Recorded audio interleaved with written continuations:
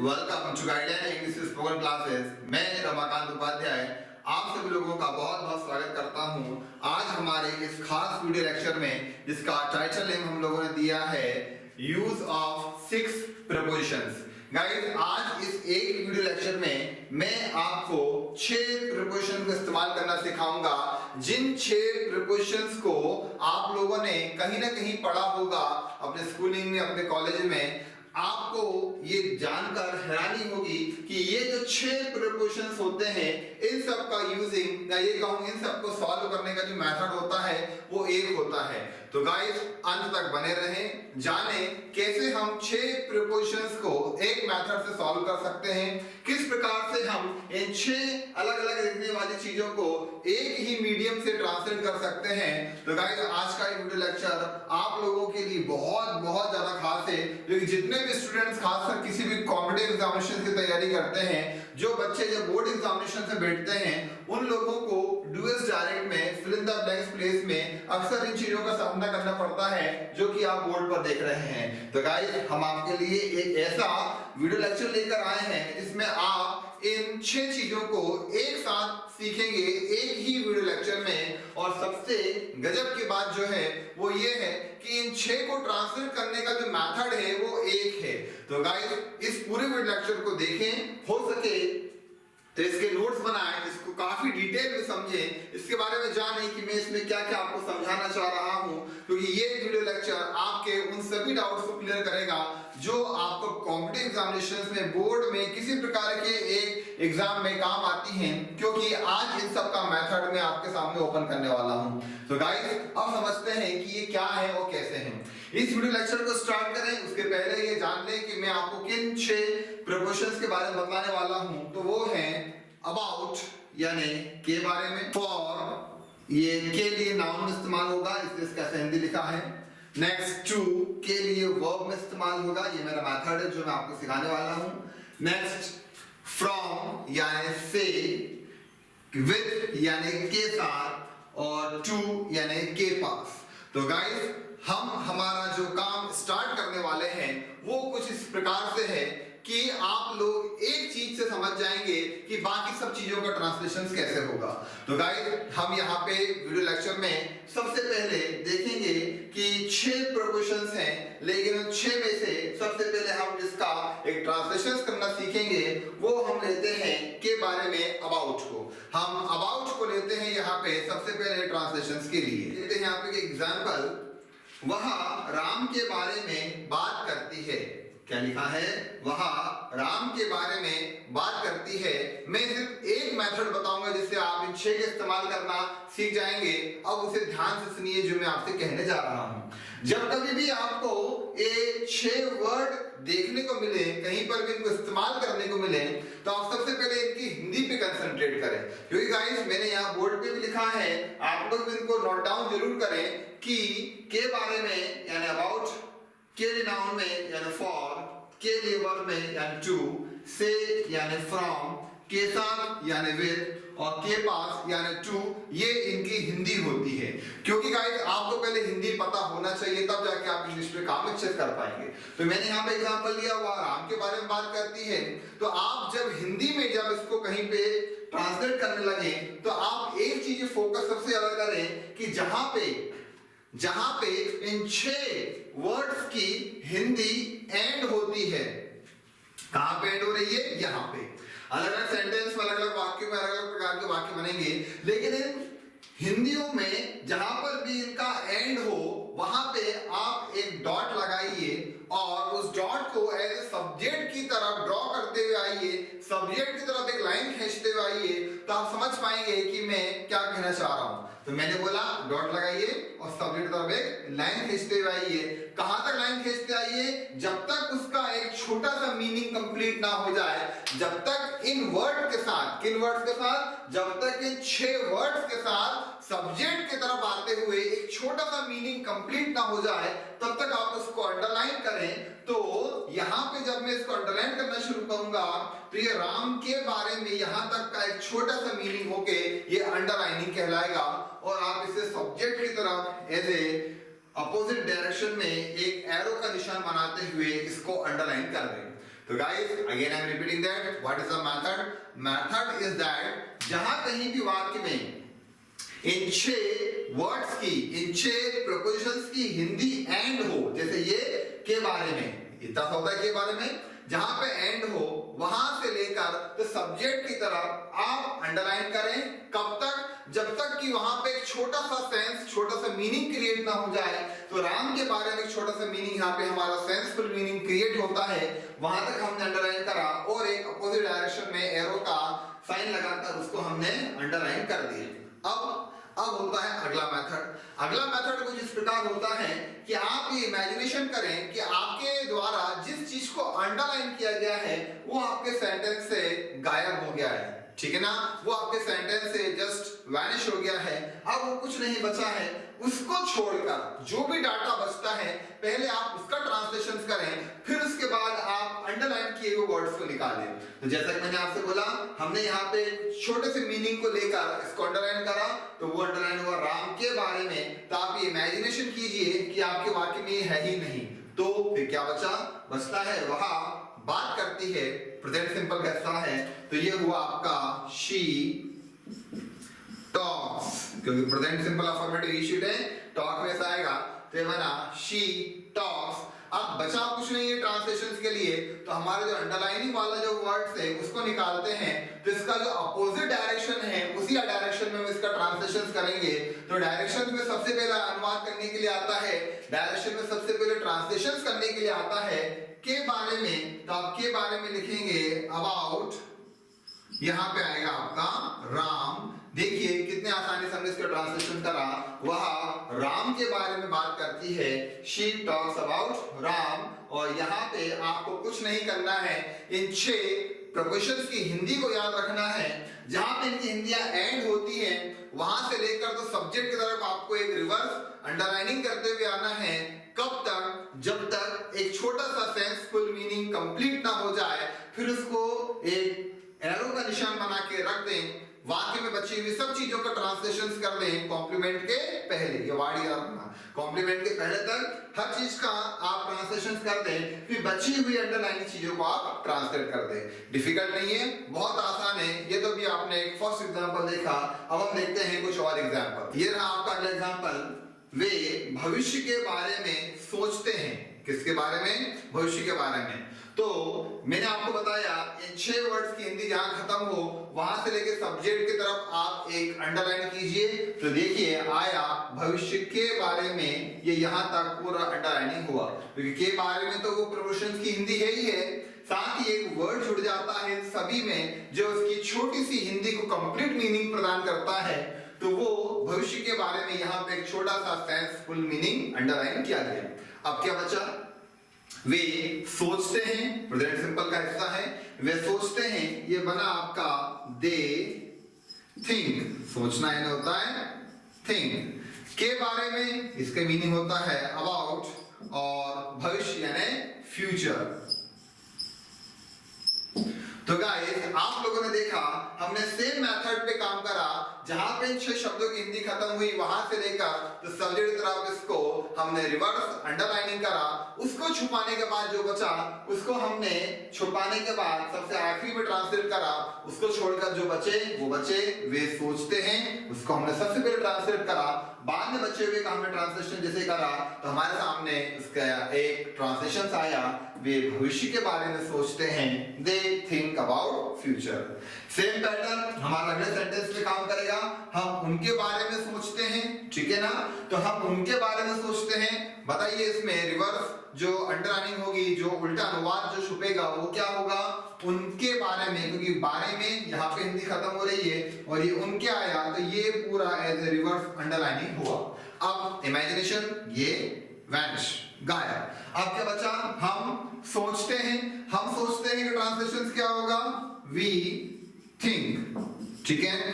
अब के बारे में मतलब उनके बारे में, तो के बारे वाला अनुवाद पहले होगा तो ये होगा आपका अबाउट, और उनका अनुवाद होगा यहाँ पे देम, ये हुआ आपका we think about them. I hope so guys, you are getting all the things, whatever I am just making you understand. Reason is that कि मेथड बहुत आसान है, मेथड 6 का एक ही है, बट हिंदी पे आप कंसंट्रेट करें, कहाँ पे इनका हिंदी एंड हो रहा है और वहां से आप उसको जस्ट रिवर्स एक अंडरलाइनिंग करना सीखें। तो ये हुआ अबाउट। अब हम जाते हैं के लिए नाउन में फॉर। तो गाइस हम लेते हैं यहाँ पे कुछ एग्जांपल्स और अब हम जाते हैं फॉर के लिए, तो वहां पैसों के लिए भोपाल जाता है, ठीक है।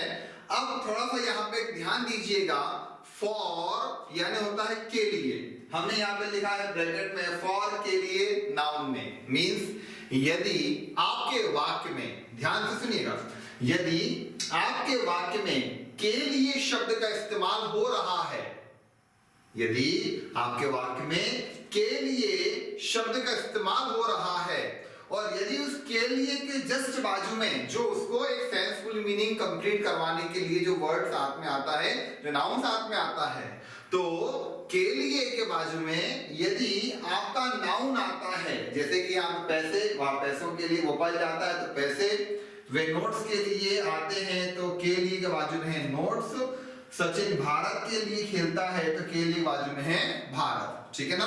तो यदि आपके हिंदी किसी के वाक्य में के लिए के बाजू में नाउन आए तो वहां पे वो जो के लिए वर्ड्स होता है वो एक्चुअल में आपका फॉर बन जाता है, ठीक है ना।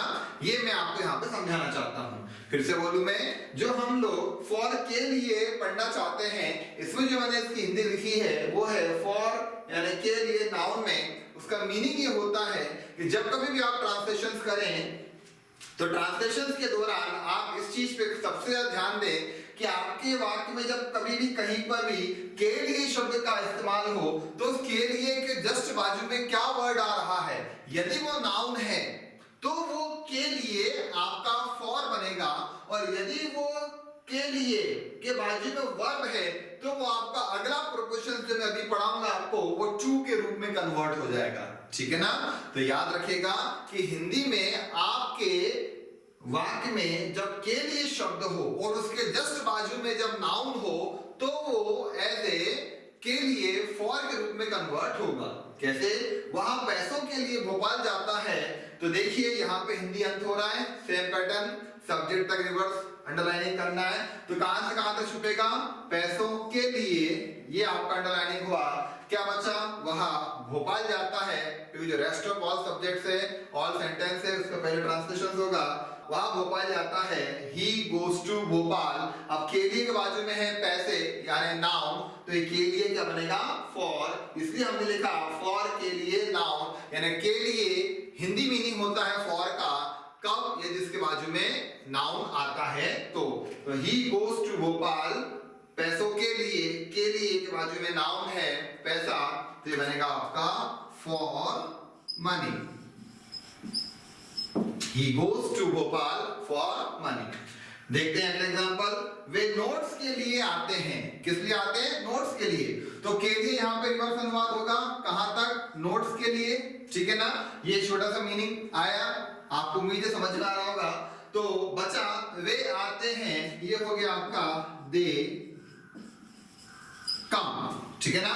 के लिए के बाजू में नोट्स है यानी नाउन, तो ये बनेगा दे कम फॉर नोट्स। तो यहां पे हमारा जो ट्रांसलेशन हुआ वो हुआ दे कम फॉर नोट्स। तो सब जगह कंडीशंस क्या रही है कि जहां पे हिंदी खत्म हो वहां से लेकर सब्जेक्ट तक रिवर्स अनुवाद तो हम कर ही रहे हैं, साथ ही साथ हमको के लिए के बाजू में थोड़ा ध्यान देना है कि क्या है। यदि वो नाउन है तो ही के लिए आपका फॉर बन रहा है, दे कम फॉर नोट्स। अगला एग्जांपल, सचिन भारत के लिए खेलता है। सेम कंडीशंस, यहाँ पे जो रिवर्स अनुवाद है, रिवर्स जो हम अंडरलाइनिंग करेंगे वो रहेगी भारत के लिए। तो ये हुआ हमारा फॉर इंडिया, और सचिन खेलता है जो हमारा बाकी का सेंटेंस बचा हुआ सचिन प्लेस। पूरा कंबाइन कर दें तो बनता है सचिन प्लेस फॉर इंडिया, ठीक है ना। सचिन भारत के लिए खेलता है, के लिए हमने अंडरलाइन करा तो कहां तक हुआ? भारत के लिए। क्या बचा? सचिन खेलता है, Sachin place for India.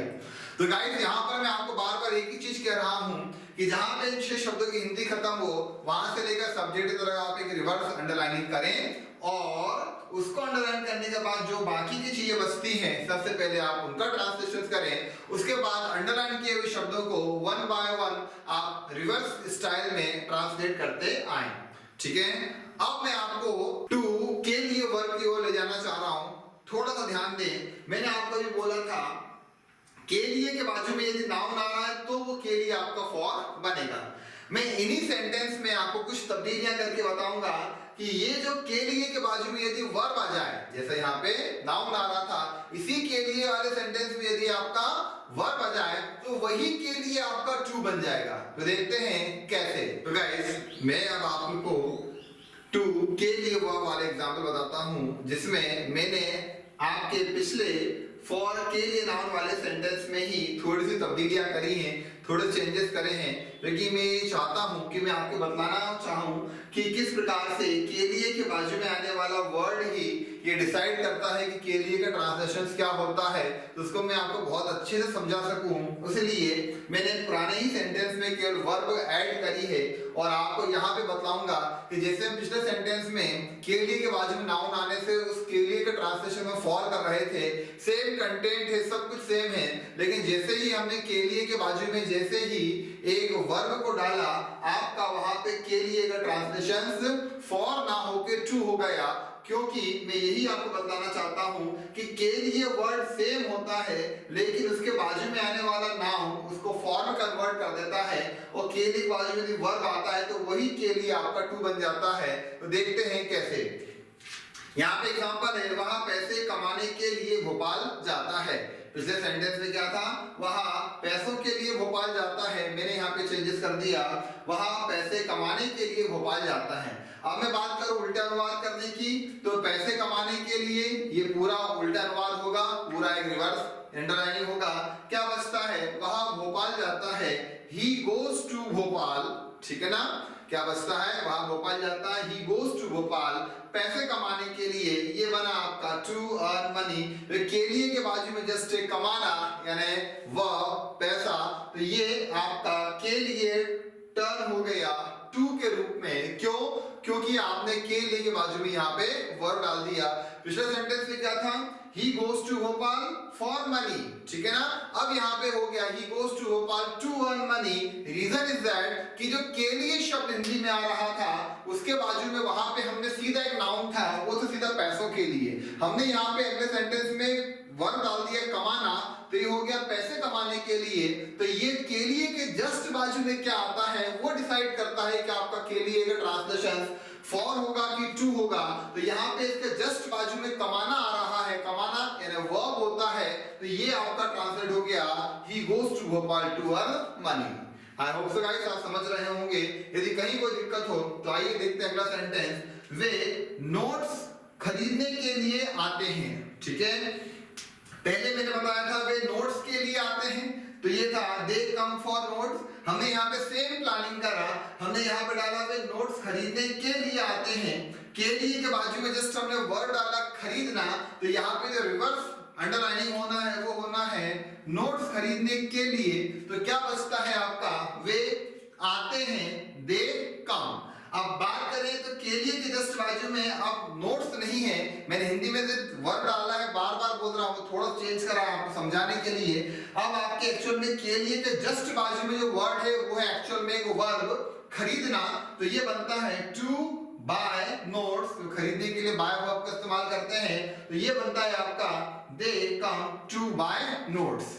Okay guys, अगला सेंटेंस, सचिन जीतने के लिए खेलता है।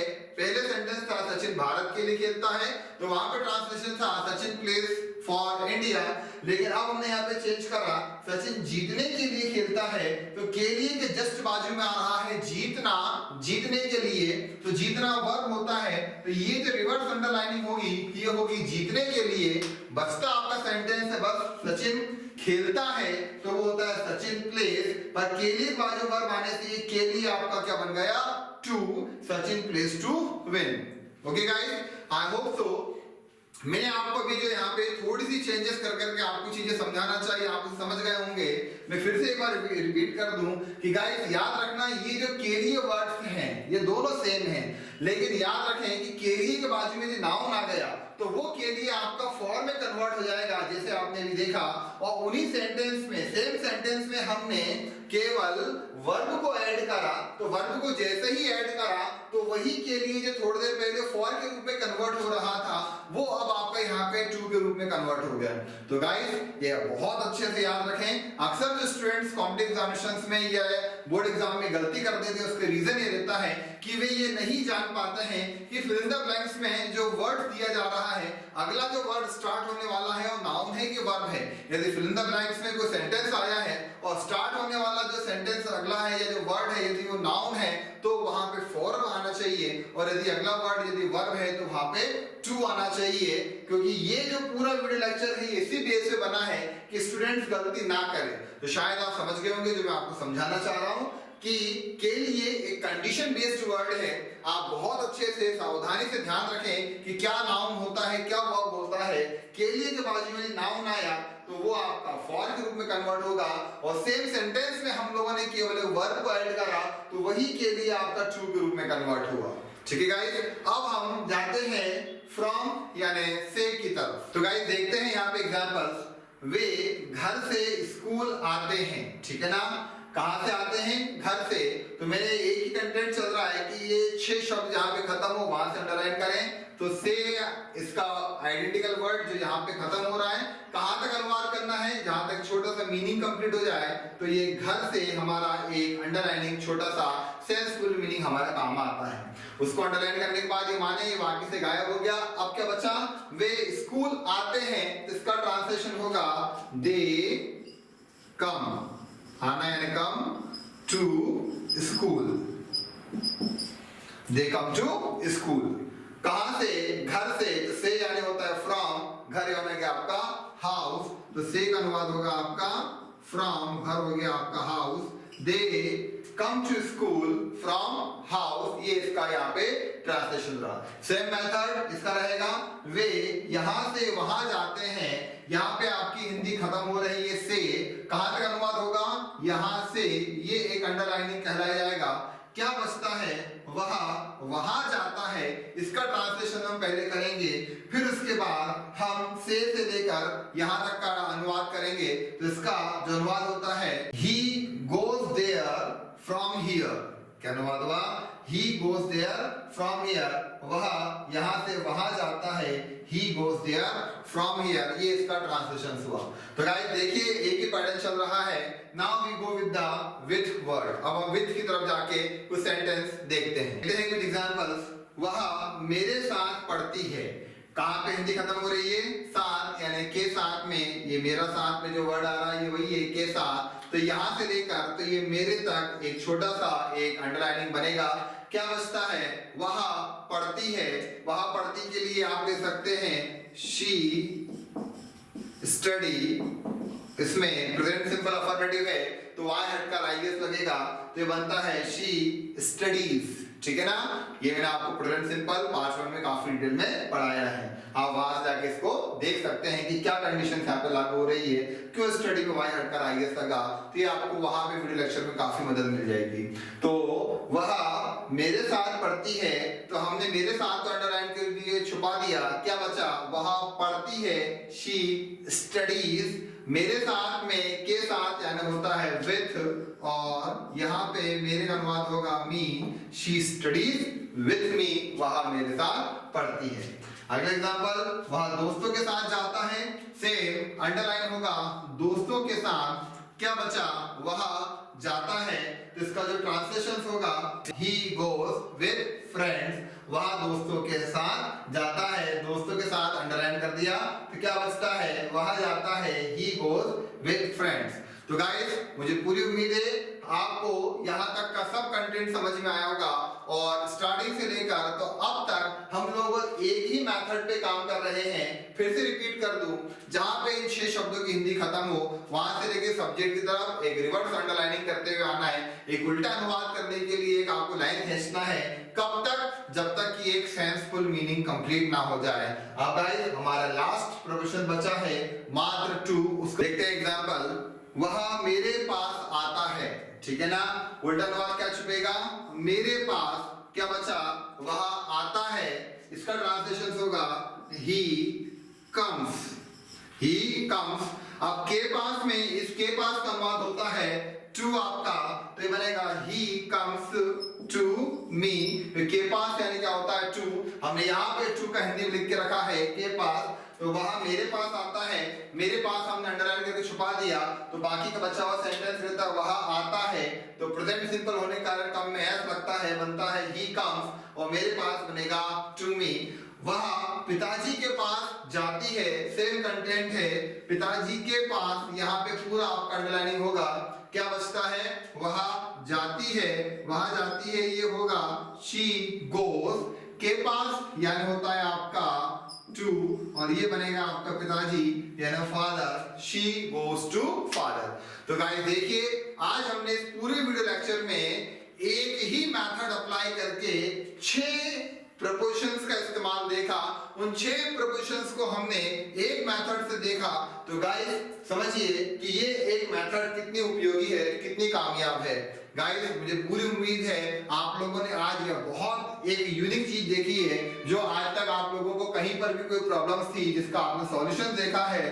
तो गाइस इसी तरह से आप प्रैक्टिस करें, इसको बार बार आप समझें, बार बार आप जानें, और घर पे भी इसी प्रकार से छोटे छोटे सेंटेंस बनाकर देखें कि किस प्रकार से आप इन सबका इस्तेमाल कर पाते हैं, क्योंकि ये 6 प्रपोजिशंस दिखने मात्र के हैं, और इनका मेथड की बात करें तो वो ए, यूजिंग का तरीका भी ए, जिस वजह से आपको मैंने यहाँ पे सभी ट्रांसलेशन करके दिखा है। मुझे उम्मीद है गाइस आपको वीडियो लेक्चर समझ में आया होगा। यदि आप इसको पसंद करते हैं, इसको लाइक करें, शेयर करें, सब्सक्राइब करें, और कई लोगों तक इसको पहुंचाएं, क्योंकि एक्चुअल में प्रपोजिशंस को एक्चुअल में एक प्रॉब्लम की तरह क्रिएट करके बच्चों के सामने बताया जाता है in the school, in the college, in everywhere, जो कि सही नहीं होता है। यदि आप इसी तरह से सब चीज समझेंगे तो आपको कहीं किसी प्रकार की कोई दिक्कत नहीं होगी।